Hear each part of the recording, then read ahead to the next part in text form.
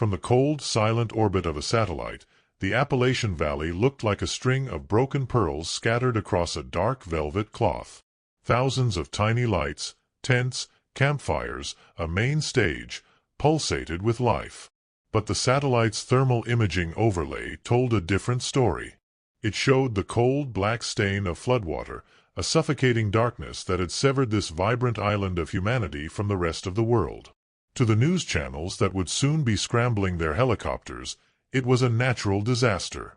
40,000 souls, trapped by a freak act of nature. But within that isolated community, a silent, deadly hunt was already underway. The flood was not the disaster. It was the weapon that had perfectly set the kill box. But before we descend into that valley, a question for the strategists watching. In a crisis with no escape, what is the most critical survival tool? Type 1 in the comments for expert training. Type 2 for sheer luck. Or Type 3 for community and trust. Let's see what the community believes is the key to survival. 24 hours earlier, the valley was a symphony of life. The Appalachian Folk Fest was at its zenith, a sprawling, joyous city of music and families nestled in a green cathedral of ancient mountains. Eva Rostova, 45 years old and haunted by a past she couldn't outrun, moved through the crowd with a practiced ghostliness. To the festival-goers, she was just another security guard in a polo shirt, a polite but firm presence. But the way she scanned the faces, the way her eyes lingered on anything that broke the pattern of cheerful chaos, was a relic of a former life she tried daily to forget.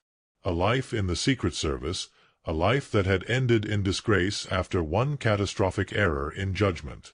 Now, her biggest concern was a lost child or a drunkard trying to climb the stage scaffolding. It was a quiet, anonymous purgatory. Then, the sky began to change. The cheerful blue bruised to a slate gray with an unnatural speed. The first drops of rain were warm and heavy, but within minutes they became a torrential, blinding downpour. It wasn't just rain, it was a physical weight, a liquid wall that seemed determined to drive the festival into the mud. A low rumble began to vibrate through the soles of Eva's boots, a sound deeper and more menacing than the thunder overhead. It was the sound of the earth moving. From her vantage point on a low ridge, she saw it happen.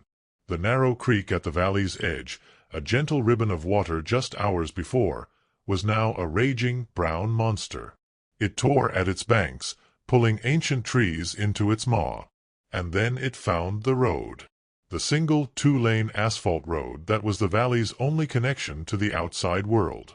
The ground beneath it buckled, the asphalt cracked, and with a final, sickening groan, 100-yard section of the road and the cliffside it was carved into simply dissolved into the floodwater. The communication tower, located on that same unstable cliff, flickered and died. No signal. No internet. No escape. The music had stopped. The only sound was the roar of the water and the rising murmur of 40,000 people slowly realizing the horrifying truth. They were utterly and completely trapped. Chaos had a rhythm. In the hours after the flood, it was a chaotic drumbeat of fear, confusion, and desperate attempts to establish order. Eva, falling back on her training, helped the volunteer emergency teams triage the injured and set up temporary shelters in the main pavilions. It was in the middle of this humanitarian frenzy that she first saw them. A group of 6 men, dressed like the other festival-goers in worn jeans and rain gear, but they moved with a jarring lack of panic.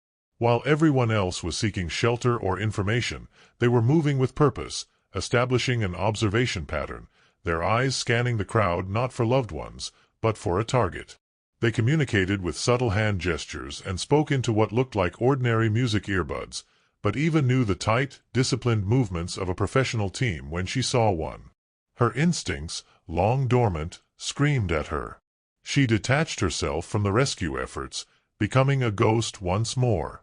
From a distance, she used her phone's camera, zooming in on their faces, running the images through a low-level facial recognition app she still had from her former life. 4 of them were blanks, clean profiles. But 2 of them got hits on deep web intelligence trackers, flagging them as suspected wet-work operators for a rogue Eastern European intelligence agency. Her blood ran cold. This wasn't a coincidence. As she shadowed the team, their search pattern began to resolve, tightening around the artist's camp. Her eyes followed their sightlines and settled on a quiet, unassuming man with a guitar case, known on the festival program as Nikolai Petrov, a folk singer from Estonia. But Eva had seen his file once, a long time ago. He wasn't a musician. He was a high-level theoretical physicist who had defected with a hard drive full of weapons research that could destabilize a continent. Eva sprinted to the makeshift command post, a frantic energy breaking through her disciplined exterior. She found the local sheriff, a man named Bill Cobb, a good man completely overwhelmed by a disaster 1,000 times bigger than anything he'd ever faced. She laid it all out, the operators, the target, the impossible stakes. Sheriff Cobb just stared at her, his face a mask of exhaustion and disbelief. "Ma'am," he said, rubbing his temples, "I've got 40,000 panicked people, a dozen serious injuries, and no way to call for help. I don't have time for conspiracy theories from a part-time security guard. Please, go help with the shelters." Eva felt the door slam shut. She was alone. No badge, no backup, and no credibility. She was the only person standing between a team of professional killers and their target, and nobody was coming to help. Defiance was a choice. As Eva walked away from the sheriff's post, the feeling of being dismissed was replaced by a cold, hard resolve. If no one would help her, she would build her own army. She knew she couldn't outfight the operators. She had to outthink them, using their own sterile professionalism against them. They would be expecting a panicked civilian population. She would give them a thinking, breathing fortress. Her first recruit was a man named Grizz, the festival's head stagehand. He was in his late 60s, with a wiry frame and hands like leather, and he knew the festival grounds better than anyone. Her second was a young woman named Jenna, a documentary filmmaker whose professional-grade camera drones were now grounded. Her third and fourth recruits were a pair of Marine Corps veterans she'd spotted earlier, calmly organizing a water distribution line. In a cold, damp storage tent, Eva laid out the insane truth. She expected them to laugh. They didn't. They saw the look in her eyes and they listened. The plan she devised was one of asymmetric warfare. They would turn the tools of a music festival into the weapons of a resistance.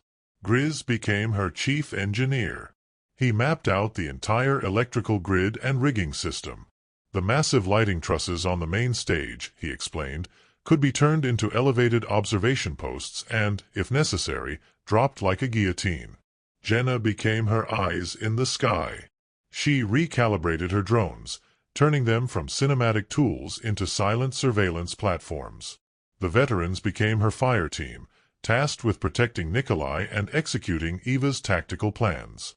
Over the next few hours, under the cover of the storm and chaos, they worked.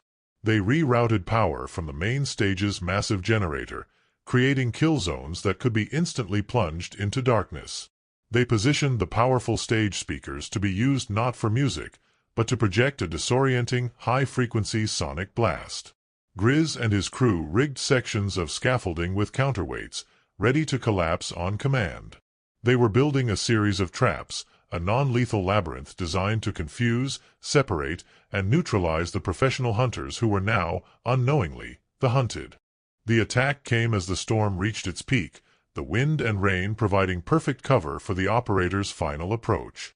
They moved in a dispersed, pincer formation, expecting to isolate their target in the chaos of the artist's camp. But Eva's drone, piloted expertly by Jenna from a concealed tent, was watching their every move. "They're avoiding the main paths," Jenna's voice crackled over their stolen walkie-talkie. "They're using the service corridors. They're heading for the backstage area of the main stage." It was exactly where Eva had wanted them. Nikolai, protected by the two veterans, was hidden in a reinforced storage room deep beneath the stage. The stage itself was the trap. "Grizz, are you ready?" Eva asked, her voice calm. "Born ready," came the gruff reply from the lighting control booth high above. As the first two operators slipped through a backstage door, Eva gave the command. "Lights out." The entire backstage area was plunged into absolute blackness. Moments later, Eva gave the second command. "Hit them." Grizz slammed a large red button, and the main stage's massive sound system, instead of producing music, unleashed a deafening 130 decibel blast of low-frequency sound. The physical impact was immense, disorienting the highly trained killers, disrupting their communications and their equilibrium. The operators, though stunned, were professionals. They pushed through the sonic assault, using flashbangs to counter the darkness. The fight devolved into a close-quarters battle in the labyrinthine corridors beneath the stage. It was then that the remaining 4 operators located the storage room. As they prepared to breach the door, Grizz, watching from his perch, saw that Eva and the veterans were too far away to intercept them. Without a word, he rerouted the power, locked his own control booth, and released the manual counterweights for the main lighting truss directly above the attacker's position. With a deafening screech of tortured metal, the 40-ton structure of steel and lights crashed down onto the backstage entrance, blocking the operator's path, but also sealing Grizz's only escape route. "Get him out of there, Eva," was his last transmission. "Tell my wife I love her." His sacrifice had bought them time. But it was not enough. The remaining operators, enraged and relentless, found another way in. The chapter ends with the sound of a breaching charge being placed on the storage room door. Eva, the veterans, and Nikolai, trapped inside, with nowhere left to run. There was only one desperate gambit left. As the breaching charge exploded, blasting the door off its hinges, Eva and the veterans opened fire, using the element of surprise to push the attackers back for a precious few seconds. In that window, Eva grabbed a walkie-talkie connected to the festival's emergency PA system. She yelled into it, her voice full of staged panic, "He's heading for the main camp. We have to move now. Get the vehicle." It was a complete bluff. There were no working vehicles. But she knew the attackers would be monitoring their communications. The remaining 2 operators, hearing the transmission and believing their target was making a break for the main crowd, abandoned the firefight to give chase. The bluff had worked. While the killers chased a ghost, Eva led Nikolai and her small team out a rear maintenance tunnel that Grizz had told her about, one that emerged deep in the woods at the far edge of the valley. Their destination, a treacherous, little-known mountain trail, a path that didn't appear on any modern map. The final confrontation took place on that slick, rain-lashed trail. It wasn't a firefight, but a brutal, close-quarters struggle. Eva, using her knowledge of the terrain and the element of surprise, managed to neutralize both remaining operators, her old life of violence returning to her in a rush of grim necessity. As a bruised and bloody dawn broke over the valley, the sound of rotors finally filled the air. The National Guard had arrived. Eva and her team emerged from the woods with Nikolai just as the first rescue teams were landing. A quiet man in a nondescript federal jacket met them, taking custody of the dazed physicist. No words were exchanged, only a brief, knowing nod between the agent and Eva. Her mission was over. As the massive evacuation began, Eva Rostova, the disgraced agent, the part-time security guard, simply blended back into the crowd of 40,000 survivors. Her name would never appear in any report. The official story would only ever be about the flood. But she had earned her redemption, not in the eyes of her country, but in the quiet solitude of a job well done. And finally, this story leaves us with a question. When the systems we rely on collapse, who do we become? Are heroes made by their training, or are they forged in the desperate moments when they are all that's left? Leave your thoughts in the comments below.